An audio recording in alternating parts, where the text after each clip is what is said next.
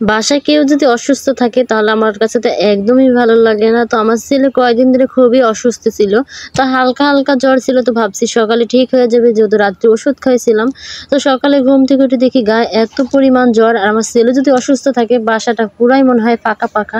কারণ সারাদিন বাসায় থাকলে অনেক চিল্লাচিল্লি করে, অনেক দুষ্টামি করে আমার সাথে, সারাদিন ওর সাথে আমার দিন কেটে যায়।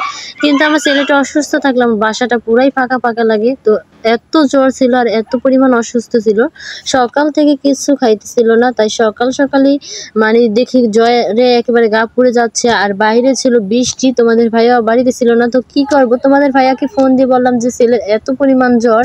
তো তোমাদের ভাইয়া বলতেছে এখন আমার ছেলেকে নিয়ে বাজারে চলে আসবা। তো কি করব, যেহেতু বৃষ্টি ছিল হালকা হালকা, তো বৃষ্টি একটু কমছে পরে মা ছেলে রেডি হয়ে চলে যেতেছি বাজারে।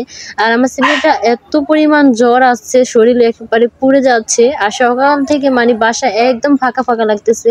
আর আমার কাছে তো ভীষণ খারাপ লাগতেছে, আমার ছেলেটা অনেক অসুস্থ। আর রেডি হয়ে তারপরে অনেকখানি হেঁটে তারপরে মেন রাস্তায় চলে আসলাম, কারণ আমার শ্বশুরবাড়ি থেকে মেন রাস্তায় আসতে প্রায় 5-6 মিনিট লাগে। তারপরে গাড়ির জন্য অনেকক্ষণ দাঁড়াইছিলাম, যেহেতু বৃষ্টি ছিল, একটা গাড়িও ছিল না রাস্তায়। আর অনেকক্ষণ দাঁড়িয়ে থাকার পরে একটা গাড়ি আসছিল। তো এত পরিমাণ জ্বর ছিল আমার ছেলের গায়ে, মানে আমার শরীর একদম পুড়ে যাচ্ছে। তো অনেকক্ষণ দাঁড়িয়ে থাকার পরে একটা অটো পাইছিলাম, তো অটোতে করে বাজারে চলে যাচ্ছি। আর তোমাদের ভাইয়া বাজারে আমাদের জন্য ওয়েট করতেছে। আর এই নদীর পাড়ের রাস্তাটা আমার কাছে এত ভালো লাগে, সবসময় আমি এই নদীর পাড়ে গেলে ভিডিও করবো, বা এই রাস্তাটা আমার কাছে অনেক ভালো লাগে। একসময় এই পুরো নদীর পাড়টা হেঁটে হেঁটে তোমাদেরকে দেখাইবো, কারণ আমার কাছে ভীষণ ভালো লাগে। তো ডাক্তারের কাছে যেয়ে দেখি তোমাদের ভাই আমার জন্য ডাক্তারের দোকানে বসেছিল, আর ডাক্তারের দোকানে এত পরিমাণ ভিড় ছিল, অনেকক্ষণ সিরিয়ালে দাঁড়িয়েছিলাম। তো অনেকক্ষণ দাঁড়িয়ে থাকার পরে সিরিয়াল পাইছি। তো এদিকে দেখো যে বাপে তার ছেলের জ্বর মাপাই দিতেছে, যেহেতু প্রচুর পরিমাণ ভিড় ছিল তাই ছেলের জ্বর বাপেই মাপতেছিল। আর এখানে জ্বর ছিল প্রায় 100-র উপরে, আর এত পরিমাণ জ্বর ছিল মানে মুখ টুক একেবারে শুকায় গেছে। সকাল থেকে আমার ছেলে কিচ্ছু খায়নি। তারপরে ডাক্তার দেখাইলাম, ওষুধ নিয়ে তারপরে সোজা বাসায় চলে আসবো আজকে। আর বাজার বেশি একটা দেরি করবো না, যেহেতু ছেলে অনেকটাই অসুস্থ। তো এইদিকে এখন একটু মুখে হাসি ফুটছে তার বাবাকে দেখে, সে ভীষণ পছন্দ করে তার বাবাকে পেলে, তার আর কিচ্ছু লাগে না।